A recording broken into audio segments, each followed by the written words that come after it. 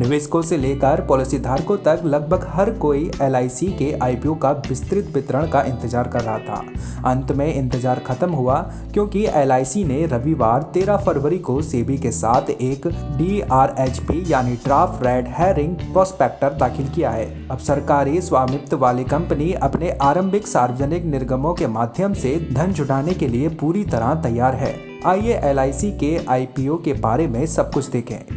इसमें issue price, प्रमुख प्रबंध, निवेश, राजस्व, कमाई और बहुत कुछ है। एंजल सट आउट।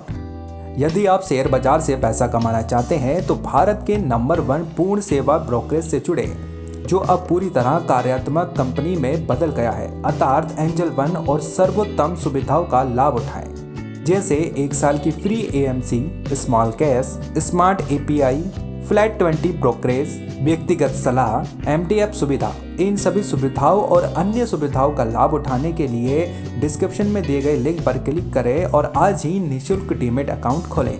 यहाँ एलआईसी के ड्राफ्ट पेपर में मुख्य विशेषताएं दी गई हैं। इश्यू प्राइस क्या है? DRHP के अनुसार एलआईसी का IPO 100% OSF यानी बिक्री के लिए प्रस्ताव भारत सरकार द्वारा है और एलआईसी द्वारा कोई नया शेयरों का इश्यू नहीं है। भारत सरकार के 5% इक्विटी हिस्सेदारी का दर्शाने वाले लगभग 31.6 करोड़ शेयर प्रस्ताव पर हैं। वर्तमान प्रमोटर कौन है? एलआईसी के वर्तमान प्रमोटर भारत के राष्ट्रपति हैं, जो भारत सरकार के वित्त मंत्रालय के माध्यम से कार्य करते हैं। वर्तमान में प्रमोटर के पास निगम की pre offer paid of equity share पूंजी का 100% है।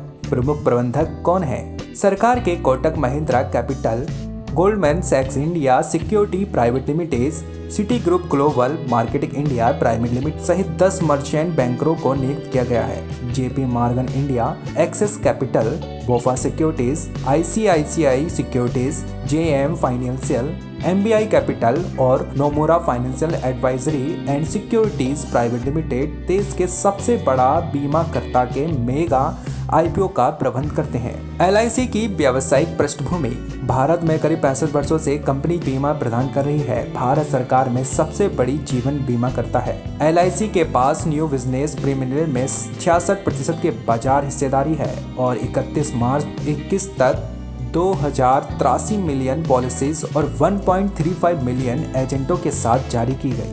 व्यक्तिगत पॉलिसी की संख्या के मामले में 74.6% बाजार हिस्सेदारी है। 30 दिसंबर 2021 को एलआईसी का मूल्य 5,39,686 करोड़ रुपए, लगभग 5.4 ट्रिलियन रुपए है। एलआईसी को वैश्विक स्तर पर जीवन बीमा GW द्वारा 5वें और कुल संपत्ति के मामले में विश्व स्तर पर 10वें स्थान पर है। कंपनी के दिल्ली, मुंबई, कोलकाता, चेन्नई, कानपुर, पटना, भोपाल और हैदराबाद में 8 क्षेत्रीय कार्यालय हैं।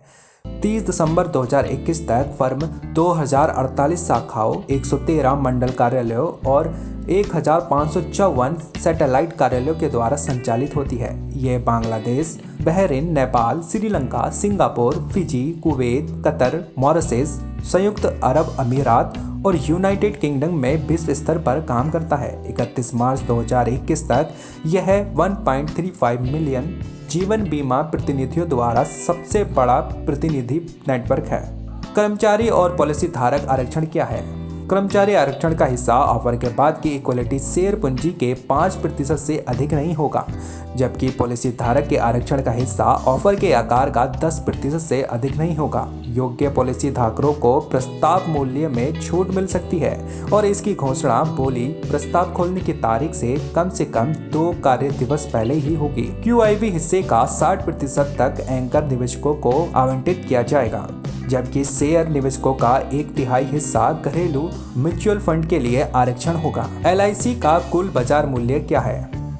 30 दिसंबर 2021 तक एलआईसी भारत में सबसे बड़ा परिसंपत्ति प्रबंधन है और कुल बाजार मूल्य यानी एलआईसी के प्रबंधन के तहत परिसंपत्ति एंड स्टैंड ऑनलाइन आधार पर 39.56 ट्रिलियन रुपए है।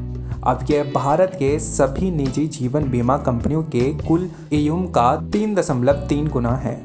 आइए एलआईसी द्वारा निवेश पर एक नज़र डालते हैं। दिसंबर 2021 तक केंद्र सरकार की प्रतिभूतियों में 37.45% या 14.81 ट्रिलियन रुपए का निवेश किया गया।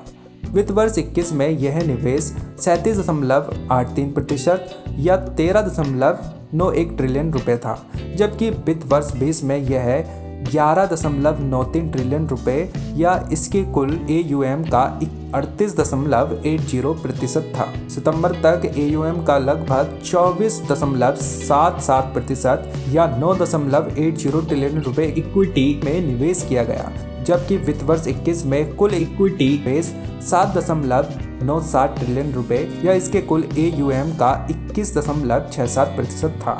वित्त वर्ष 20 में कुल AUM का लगभग 15.2% या इक्विटी का लगभग 4.62 ट्रिलियन रुपए का निवेश किया गया।